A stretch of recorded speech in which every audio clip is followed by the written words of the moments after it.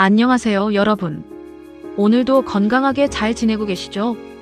오늘은 많은 어르신들이 정말 걱정하시는 주제를 가져왔어요. 바로 간 건강에 관한 이야기인데요. 병원에서 간 수치가 높다는 말을 들으셨거나 피곤하다고 간 영양제를 드시고 계신 분들, 오늘 꼭 끝까지 봐주세요. 알고 나면 정말 깜짝 놀라실 내용들이 담겨 있거든요. 먼저 병원에서 받아보시는 건강검진 결과지에 AST와 ALT라는 항목이 있으시죠? 이걸 흔히 간 기능 수치라고 부르는데요.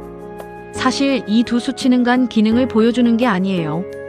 간세포에 염증이 생기거나 간세포가 파괴될 때 혈액 속으로 흘러나오는 효소의 양을 측정하는 거랍니다. 쉽게 말씀드리면 간이 얼마나 닫혀 있는지를 보여주는 염증 신호에 가깝다고 보시면 돼요. 그래서 이 수치가 정상이라고 해서 간이 완전히 건강한 건 아니에요. 간세포가 이미 다 망가진 상태에서는 파괴될 세포 자체가 없기 때문에 오히려 수치가 정상으로 나오는 경우도 있거든요. 이미 간 경변이 심하게 진행된 분들에게서 이런 경우가 종종 보인답니다. 그래서 수치만 보고 나는 괜찮구나 하고 안심하시면 절대 안 된다는 거 꼭 기억해 주세요.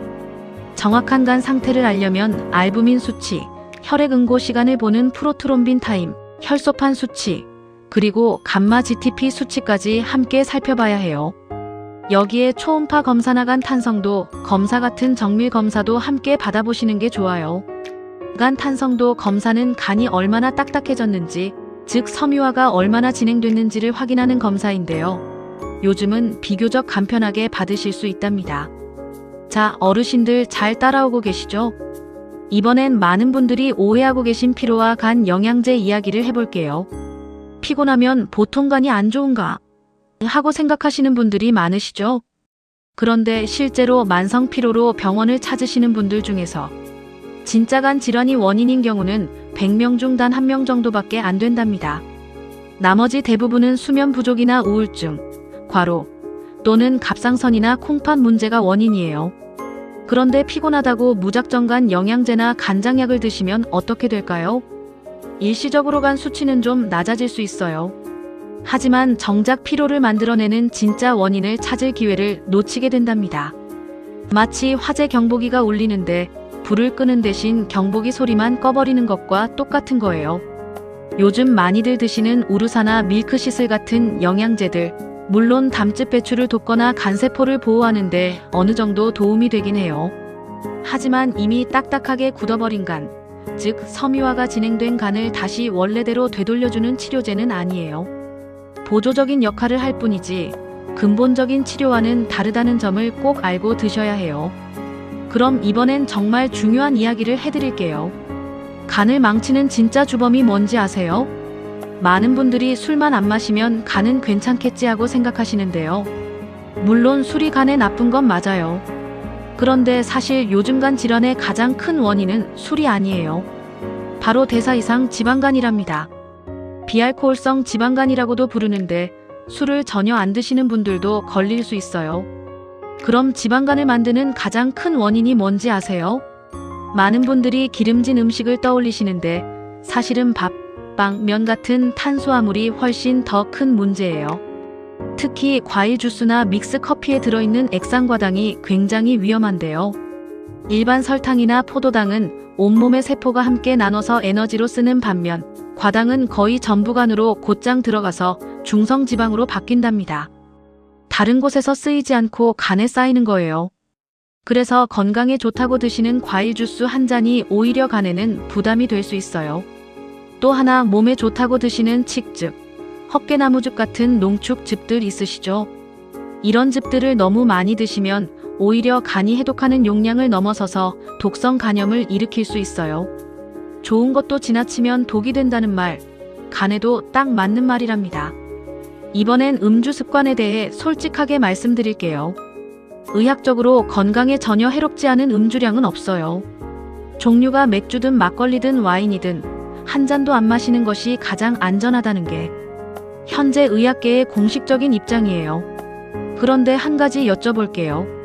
가끔 한번 많이 마시는 것과 매일 조금씩 마시는 것 중에 어느 게 더 간에 나쁠까요? 많은 분들이 가끔 포금하는 게 더 나쁘지 않을까? 하고 생각하시는데요. 사실은 매일 조금씩 마시는 것이 훨씬 더 위험하답니다. 간세포는 한번 손상되면 회복하는데 48시간에서 72시간, 즉 이틀에서 사흘이 걸려요. 그런데 매일 술을 드시면 간이 회복할 시간을 전혀 주지 않는 거잖아요. 그렇게 되면 간세포가 재생을 포기하고 그 자리를 딱딱한 섬유 조직이 채우는 간 섬유화가 진행된답니다. 이 섬유화가 계속 진행되면 결국 간 경변으로 이어질 수 있어요. 간 경변은 되돌리기가 매우 어렵기 때문에 매일 조금씩 드시는 습관이 있으신 분들은 오늘부터라도 꼭 바꿔보시길 부탁드려요. 자, 그럼 이제 간을 살리는데 실제로 도움이 되는 건강 습관 3가지를 말씀드릴게요. 첫 번째는 천천히 조금씩 체중을 줄이시는 거예요. 연구에 의하면 현재 체중의 10%만 줄여도 간의 염증이 90%까지 좋아진다는 결과가 있어요. 정말 놀랍죠? 단, 여기서 중요한 게 있어요. 갑자기 급하게 빼시면 안 돼요. 몸이 비상 상황으로 인식해서 오히려 간에 지방을 더 쌓아두려는 반응이 생길 수 있거든요. 한 달에 1kg에서 2kg 정도 정말 천천히 꾸준하게 줄여나가시는 게 가장 좋아요. 두 번째는 불필요한 약재나 즙 섭취를 줄이시는 거예요. 간은 우리 몸에 들어오는 모든 것을 해독하는 기관이에요. 간을 위한다고 이것저것 드시면 오히려 간이 해독하는데 더 많은 에너지를 써야 해요. 간을 채우려 하지 마시고 비워두는 것이 진짜 간을 쉬게 해주는 방법이에요. 그리고 한 가지 더, 술을 드신 후 12시간에서 24시간 안에는 타이레놀 같은 해열 진통제를 드시지 않는 게 좋아요. 이 시간대에 타이레놀을 드시면 독성 간염이 생길 위험이 높아지거든요. 두통이나 몸살이 있으셔도 최소한 하루 이상 지난 후에 드시는 게 안전해요. 세 번째는 12시간에서 14시간의 공복 시간을 확보하시는 거예요. 예를 들어 저녁 7시에 식사를 마치셨다면 다음 날 아침 7시에서 9시 사이에 아침을 드시는 거예요. 이렇게 공복 시간이 길어지면 혈액 속 인슐린 수치가 낮아지는데요. 인슐린이 낮아져야 비로소 간이 내부에 쌓인 지방 찌꺼기와 노폐물을 청소하기 시작한답니다. 야식을 즐기시는 분들, 오늘부터는 조금 일찍 저녁을 마무리해 보시는 건 어떨까요? 간이 밤새 쉬면서 스스로 청소할 수 있도록 기회를 주시는 거예요. 오늘 말씀드린 내용을 간단히 정리해 드릴게요. 간 수치가 정상이어도 절대 방심하시면 안 되고, 피곤하다고 무작정 영양제부터 드시기보다는 진짜 원인을 찾는 게 먼저예요.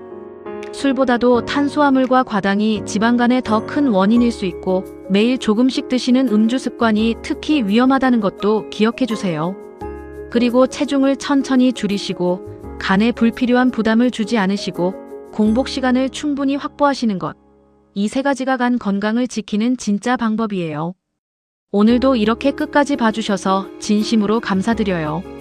여러분의 건강이 오늘보다 내일 더 좋아지시길 언제나 바라고 있어요. 도움이 되셨다면 구독과 좋아요 한 번씩만 눌러주시면 정말 큰 힘이 된답니다.